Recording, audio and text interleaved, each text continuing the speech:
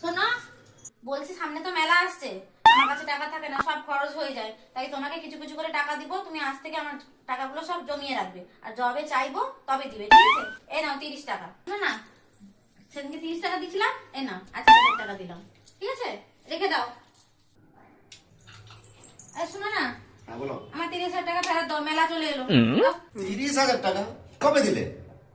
আরে তোমাকে 30,000 টাকা দিলাম না, দাও আমার টাকা দাও, জলদি দাও। কখন দিলে তুমি? তুমি তো 30 টাকার 1000 টাকা দিয়েছো। তুমি আমাকে অঙ্কে কাঁচা পেয়েছো? কিরকম হিসাবটা বলো দেখি তুমি।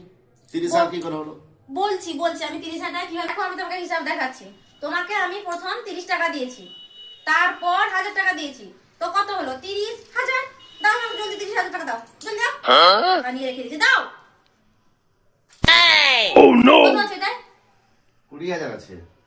আর বাদ বাকি টাকাটা 10,000 টাকা থাকলো বাকি, পরে দিয়ে দিবে। এই টাকা নিয়ে আমি এইভাবে ফাঁসলাম। বউয়ের টাকা আর কোনোদিন নেওয়া যাবে না বাবা।